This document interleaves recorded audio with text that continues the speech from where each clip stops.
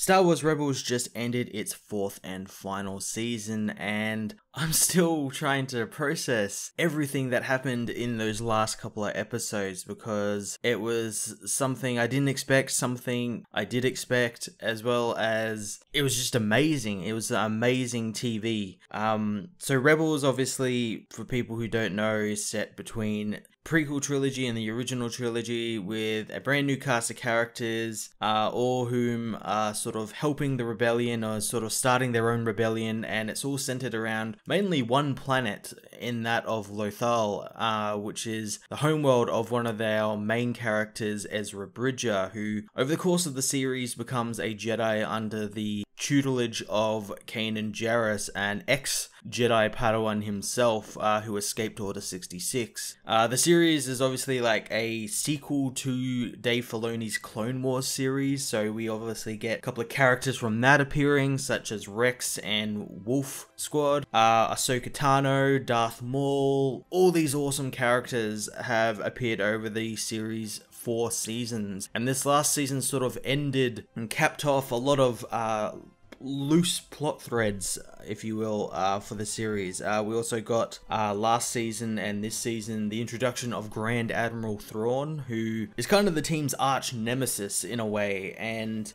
we see him obviously go up against them a couple of times, and we see Thrawn obviously back from Legends, and he's pretty much the same as he was in Legends. He's still a very smart guy, very master strategist, very cunning and deadly, so that's really cool to see. But yeah, these last couple of episodes especially really sort of hit home how good this series is, and I think a lot of people sort of dismiss the series because, oh, it's on Disney XD, it's going to be for kids, and the earlier seasons were kind of kiddish. There was still Star Wars and everything. We still got, you know, blaster fights and lightsabers and all the stuff that people expect from Star Wars, but these last like 2 seasons have really matured, as much as with the characters as well. They've matured as well, and we sort of matured along with them, and because of that we get a bit more heavy themes and everything, like when Saw Gerrera joined the team for a little bit there, we sort of dealing with his sort of partisans and how they're a bit too hardcore for the rebellion,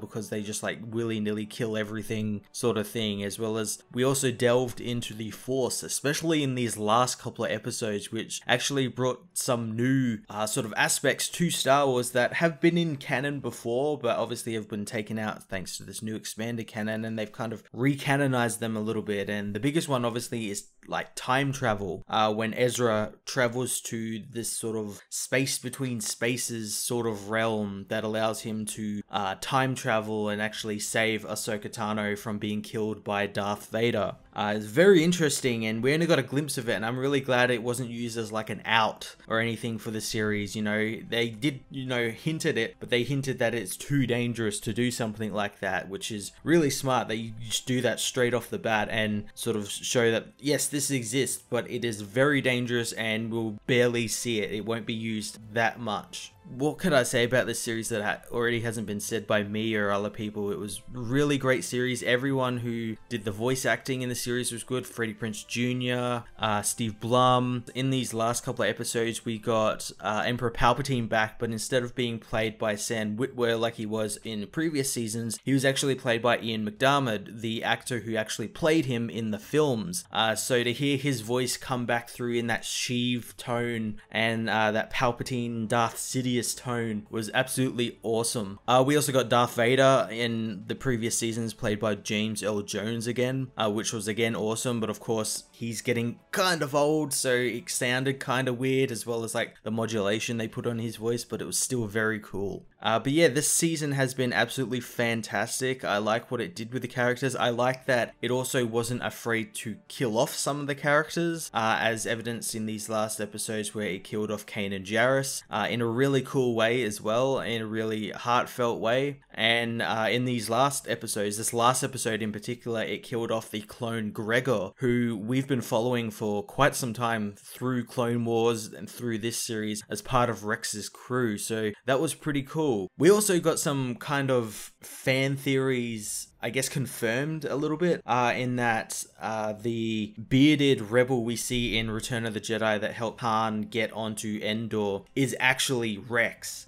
going under the name Nick Sant, which is really cool. We got some confirmation of that. We also got to see, I guess, what's kind of the lead into whatever the next animated series Dave Filoni will be making, which is hinted at to be taking place between episodes 6 and 7 and has to do maybe with the Resistance or like the Rebellion and Republic in general. And that is right at the end of this last episode. We got this really awesome sort of flash forward where we see where everyone's at, and pretty much everyone kind of survives, which I was kind of like bummed about. I thought like someone like Zeb or Callus would die, but they actually go off to Zeb's planet and sort of make amends with each other. Ahsoka and Sabine are off looking for Ezra after Ezra sort of sacrificed himself to make sure Thrawn was defeated. Thrawn isn't dead, by the way. We don't get any confirmation that he is dead, so he could still be alive and out in the universe somewhere, but we don't know exactly where he and Ezra were taken to, and that's what their journey looks like to be sort of filling in that gap in the next animated story, in a book, in something. We also got Hera, who we've seen in like Rogue One with the ghost and everything, and she's sort of survived and actually has a child of her own, which she had with Kanan sometime. I'm not exactly sure where or when they would have been able to conceive this child. I'm sure there'll be something that comes out and explains it, but yeah, they have like a child and he's like a pilot. He's like a young pilot now, which is really cool. I'm interested to see if they do anything with him. But yeah, this series was really great. It really grew on me as the seasons got on, and it did some amazing stuff for Star Wars, introduced some really great aspects of Force, and just built out the universe as well. It had all these different characters, all these really awesome characters that I liked reading about in books and comics and watching on this show. I hope Dave Filoni does it again with the next series. I'm going to give this series a 9.5 out of 10. Hey everyone, thanks for watching my newest video. If you enjoyed it, you might also like to check out my other reviews here on my channel. You can also follow me on various social media platforms like Twitter by searching Matt_FOS, or even join the Comic Multiverse Discord server and chat with other comic book fans, including myself and Joel from Cape Joel. Want cheap comics and trades? Head over to the book depository with the link in the description to get the cheapest trades and comics around, along with free shipping anywhere in the world. Until next time, this has been Matt of the Fortress of Solitude. Thank you so much for watching.